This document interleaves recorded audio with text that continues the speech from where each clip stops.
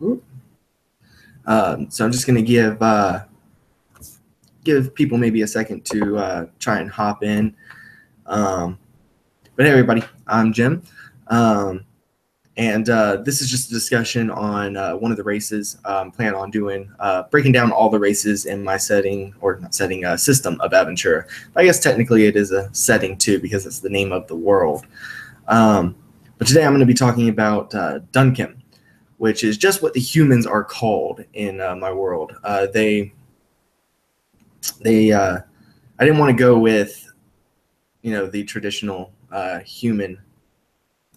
Hey, Rory. Glad you can make it.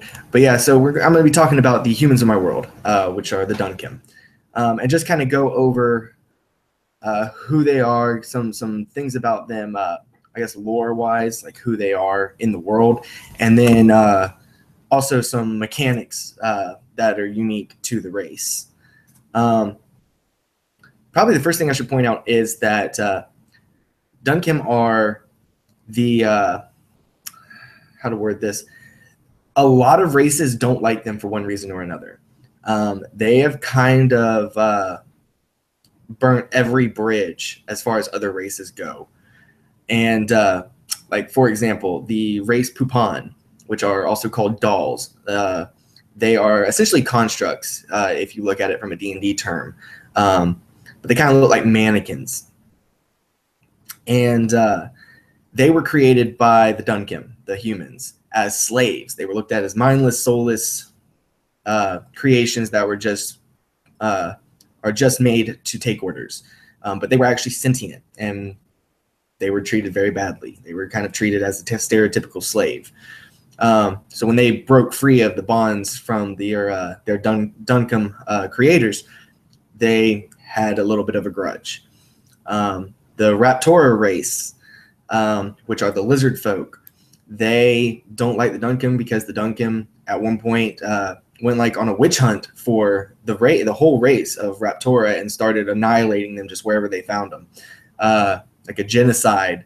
And so they didn't like them. The Raptora don't like the Dunkim for that reason.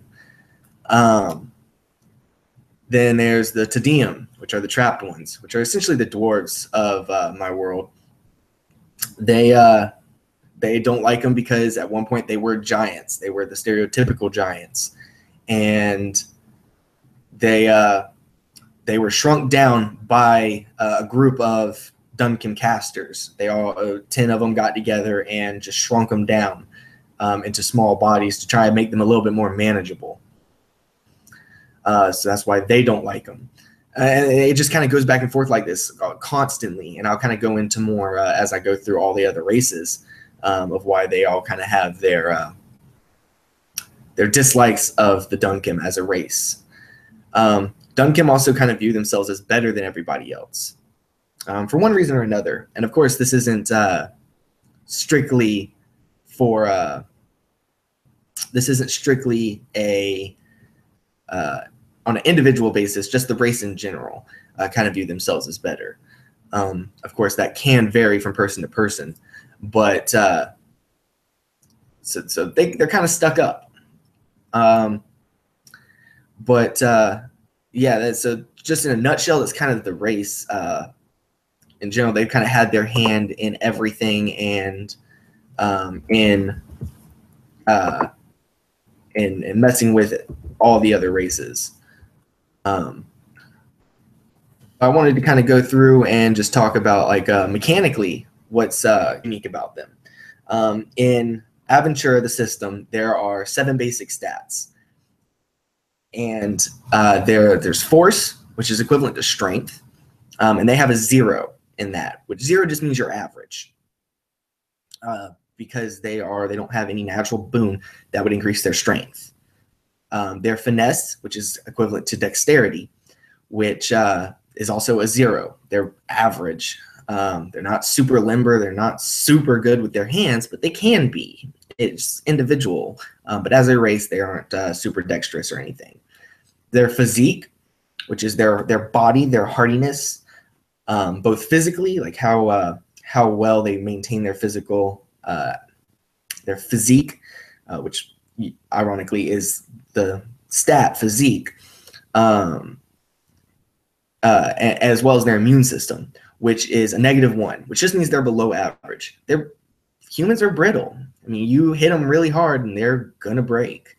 They can't be put under a lot of pressure. So they get a -1 to that stat. Mental, they actually have, which is their intelligence, they actually have a 1, which is above average. And that's because they are a little bit more learned. They look at things as they go to school, kind of like what we would think of, it's kind of mandatory to go to school. You got to go to school to learn stuff. So from a young age, they go to school.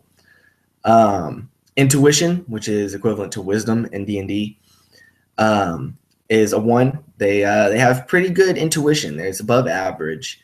That gut feeling is kind of where I'm coming from with that, is they all have that. Rory says dice pool. No, there's no dice pools. The system really works on a D20 system, depending on what you're doing. Stats are a set base, and then depending on things like your religion, which is a major part of Adventura, based off your religion, your occupation, the region that you're from, the upbringing that you had, all of that affects these stats. For example, like a Dunkim, a human, generally has a 0, which just means they're average. But if for some reason you were going to be a soldier, you would be trained to increase your force. So you would get a bonus to your force, a +1 to your force.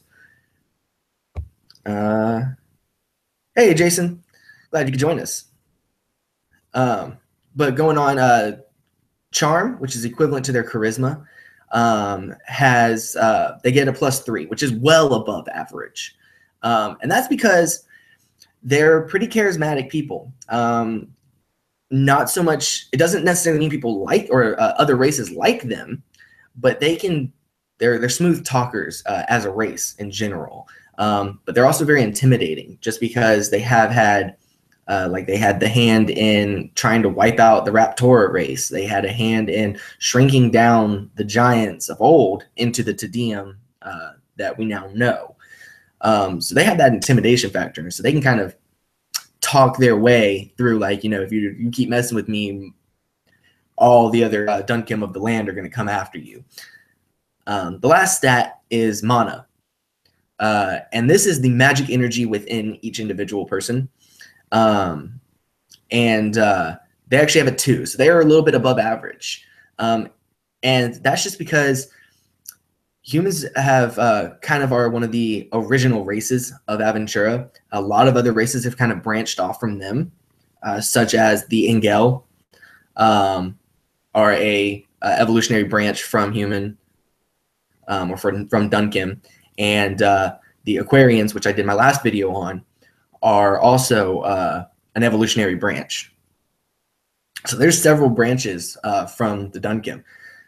Because of this old lineage, though, they have a lot of natural magic that kind of wells up within them. So they have a 2. It's a little bit above average. Oh, no, Roy, you're good. He says sorry for the distract. No, man, you're good. I love people actually joining me and talking and stuff, and asking questions, giving me their opinions. So I'm always happy to see little comments, and I'll jump to them. Lifespan for the Dunkim are they generally live to be between 90 and 110 years old. Of course, that can vary from individual to individual, like everything else. But as a race, they generally live for about a century, maybe a little bit less, a little bit longer. They mature relatively quickly from our real life standard in modern day, but in the old days, medieval times, 14 was your prime. That's when you're gonna start learning a trade and stuff, and that's where I put it in the system. At 14, they reach maturity, and they're gonna start learning a skill or a trade if they already haven't started. So they mature semi-fast. It's actually, I can't even say that because there's other races that mature very quickly. Their height, they're generally between 5 foot and 6 foot. Their weight, they can go anywhere from 90 pounds to 230 pounds, depending on their build. And the region that they grew up in can affect it. You know, if they're living in the like the Arctic, they're going to be a little bit heavier, just because they need that muscle, that extra fat and stuff to stay warm. They're going to be maybe a little bit bulkier and things like that. It all depends. There's a couple of different factors in that. Mechanically, that doesn't affect anything, unless, of course, you're 130 pounds and you're trying to walk across this thin sliver of ice. Then there might be some issues. And if I was GMing a game, I would definitely call that out and be like, okay, well, you're probably going to bust through. Let's go into some traits, some actual mechanical benefits that they have. They have competitive, which is the first trait for the Dunkim. In the system, it's an ability kind of point buy. So whenever you want to buy an ability, you use ability points, which you gain through doing combat and doing different encounters, social, anything can give you these points. And you can spend them however you want. You can hold them back and use them for a really big ability, or you can buy a bunch of little abilities. But this also applies to your health. You can buy more health with these points. You can buy stat increases with these points. And for the Dunkim, they have the advantage of competitive, which means that they only have to spend a set amount of points to get a stat increase, where everybody else is going to have to pay more and more and more, depending on, going from a 5 to a 6 in a certain stat is going to cost more than going from a 0 to a 1. Dunkim pay a set amount of 1,000, which is actually a fair amount of ability points. It's nothing to kind of laugh at. So starting out because there's no levels in this system. So starting out as a beginning character, or early on in this character's life, it's going to be harder for them to get these increases. But once they start facing more difficult challenges and exerting themselves more, they're going to start getting more ability points. And then they're going to be able to start increasing quicker and quicker with these stats. So that's kind of the advantage to them. They start off a little bit slower than everybody else, because going from like a -1 to a 0 might only cost you 300 ability points, but for cost 1,000, which is a big drawback at first. But once you get higher levels, going from the cap is 10 in any ability. So 9 to a 10, which would normally cost you oodles and oodles. Let's just throw a random number out there and say 9,000 points. You're only paying 1/9 of that price, 1,000, to get that big increase. So that's a big advantage later on in the game. So that's the competitive trait. Next is diversity. So they get to add 2 additional things to their personal knowledge skill. And personal knowledge is that it's a mechanic that allows you to say, my character is good at this, or my character knows this. And it's completely up to you. I really loved Jason, who's one of my playtesters, came up with some examples as we were talking, and I loved them because they really captured the essence of personal knowledge. And like one of them, there's 2 I really liked. One was, let me make sure I got the wording right. It's like, I am skilled in fighting with a sword and a dagger. And so your character is very, very proficient with fighting with both a sword in one hand and a dagger in the other. So you get bonuses to that. Let's say that's your main personal knowledge. You get to add a D10 to any roll you do, as long as you have in combat, to when you have a sword and a dagger, one in each hand. You get it to your defense rolls, making it harder to hit you, and you get it to your attack rolls, making it easier to hit your opponent. So that's a big thing. Now, it doesn't have a whole lot of applications outside of combat, but in combat it does. And if maybe you're disarmed from your dagger or your sword, you don't get that benefit anymore because you don't have both the weapons that you need that you're proficient with.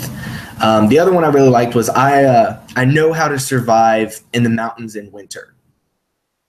Very, very specific. But because of that, that can apply to a whole abundance of things, like not only just surviving, like knowing how to create a shelter or stay warm.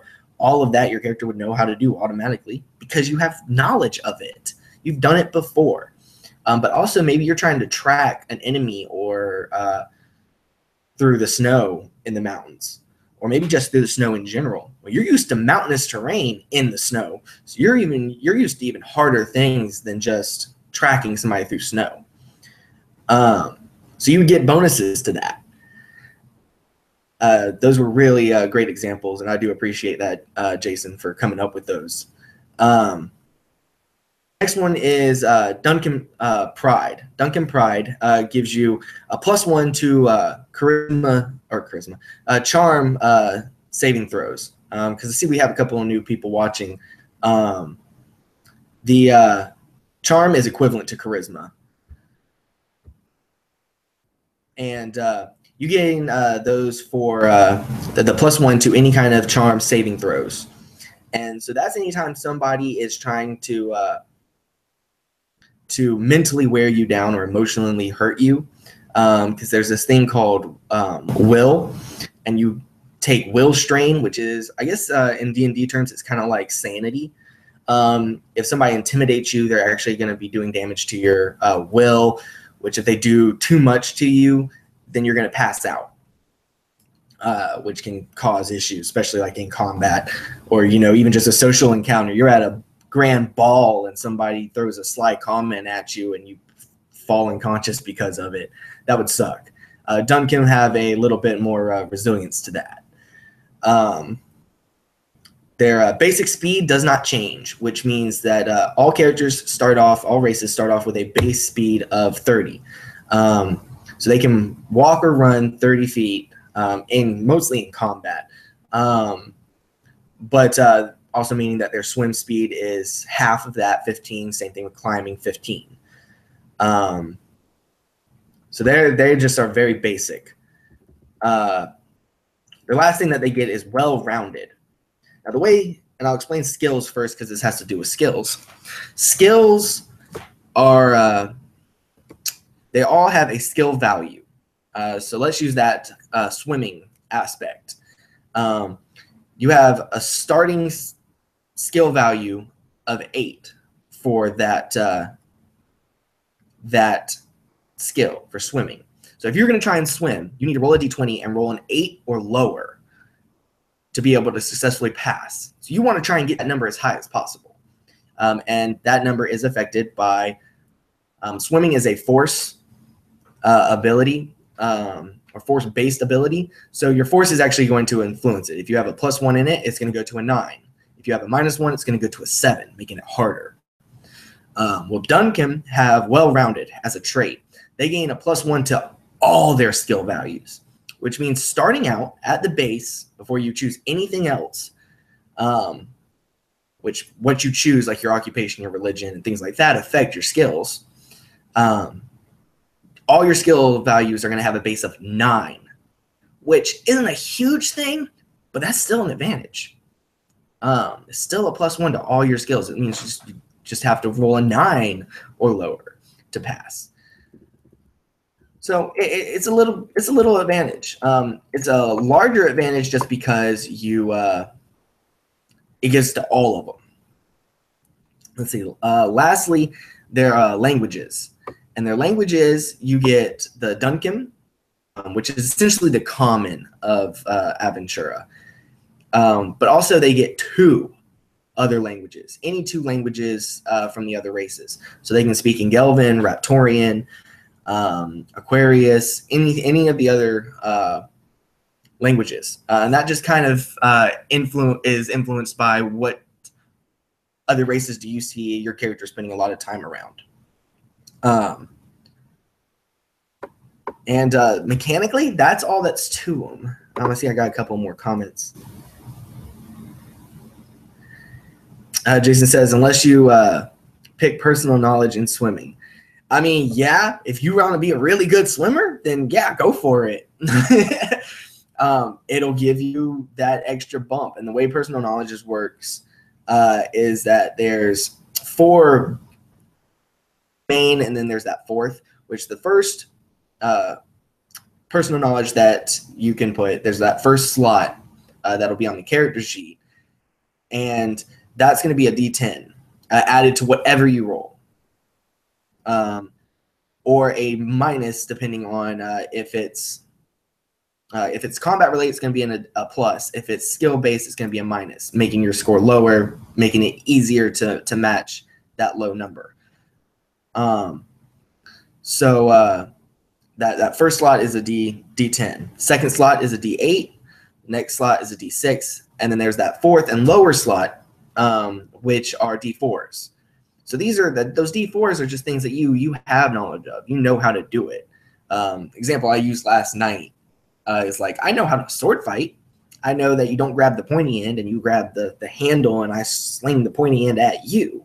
But I'm not trained in sword fighting. I'm not trained as a swordsman and sword play and such. So I don't know a whole lot, but I know it.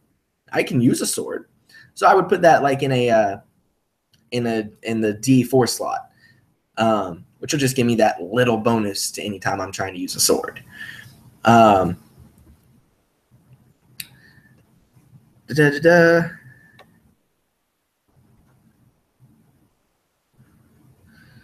But Jason says that's going to be cool. Love it. Yeah, no, man. I'm really looking forward to getting that content out to you and the other playtesters. Hopefully we can get something worked out where we can sit down and maybe edit the characters a little bit based off the new revisions to the system. But yeah, that's Dunkim in a nutshell. It's not super difficult. I don't think personally. I think it's more of there's going to be more influence on the role play aspect of Dunkim because a lot of racers don't like them. So there's that to really look into. And as a GM running a game for this, some people might be inclined to choose Dunkim for one reason or another. Maybe it's that skill increase, or maybe it's their competitive trait that allows them to get more or to more easily get ability score increases. So you might have a whole group of Dunkim, which is cool if they're only going to be dealing with other Dunkim. But if at any point they're going to go and try and, hey, I want to go talk to a ruler that is Raptorian and try and convince them to help us, well, you try to wipe out their entire race. So they're probably not going to be inclined to help you. They might even just try and attack you on the spot.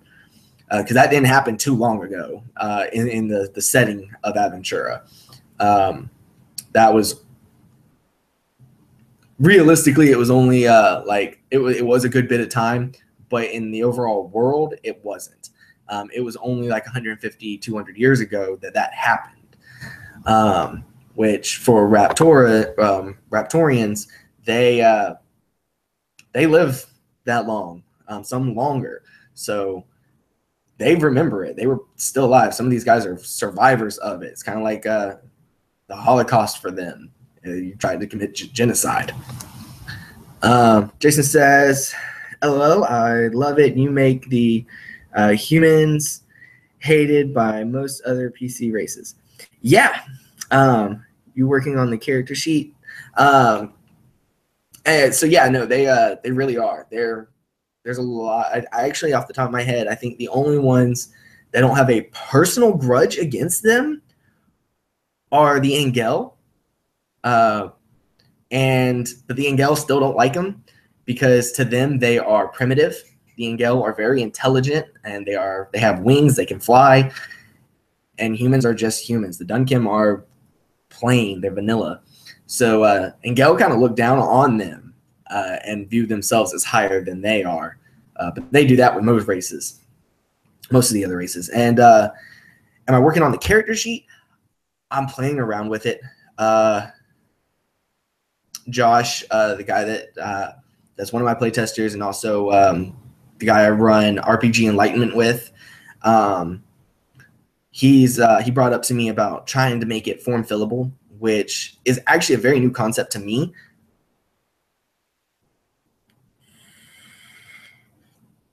Because I only recently learned about that in the past couple of months. I had no idea about form fillable. So I'm going to try and make it where it is, which is making it a little bit more difficult because I don't know how. So I have to watch some videos and read up on it, try and get some people's help. But I'm playing around with some ideas. The character sheet from what you have, Jason, is going to change a good little bit just because it's not the same. I'm going to have little stat blocks for easy reference. Character creation is probably going to be a long process, probably hour and a half, 2 hours. But I really hope that people will have fun with it. There is some math involved because you're going to have to be adding this stat and this increase and this stat to get this number. And then you write it in on a specific spot on the character sheet, and hopefully you'll just be able to refer back to that to be like, okay, this is the number I'm using. I'm not having to do all this math in my head.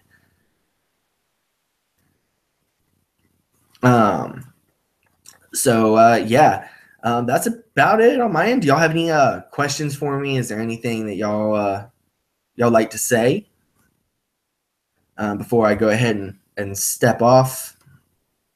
Let y'all get back to your lives.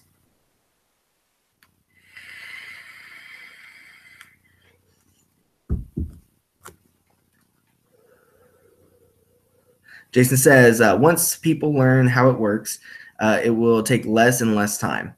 I think you're the perfect example of that. I would like to give kind of a shout out to Jason because he really took it to, to heart with doing these play tests and really dove right in and really gets where I'm trying to come from, which is helping me because he has some really great ideas on phrasing and how to edit it a little bit better to make it more clear.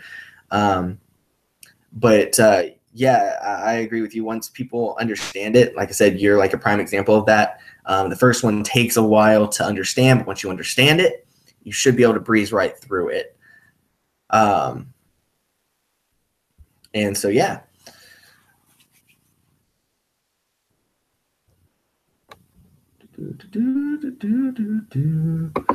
Just checking to see if anybody.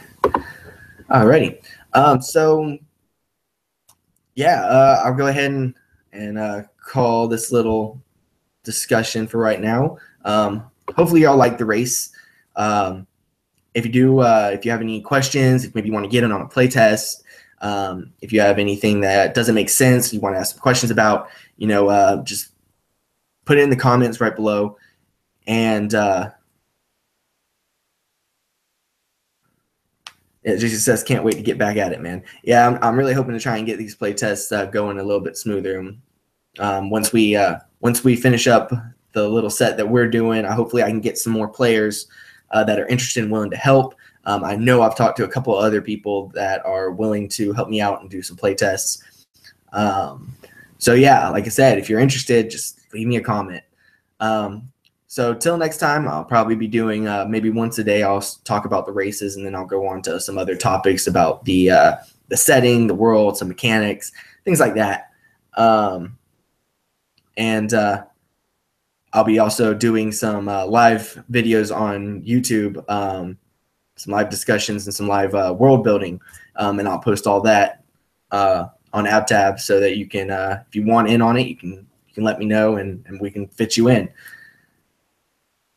Roy says, yeah, man, I'm in to help test when I can. Yeah, I'd really appreciate it. I'm really trying to get people involved and interested, try and get it out there because I really think it could be fun. There's aspects There's aspects of it that I wished were in D&D, and that's kind of the influence behind making it. Is there's some things that I love D&D, but there's some things that aren't in it that I really wish were, and I put those into my system. So yeah, till next time, guys. Can't wait to read some more comments and some feedback from y'all. So y'all have a good day now. Bye.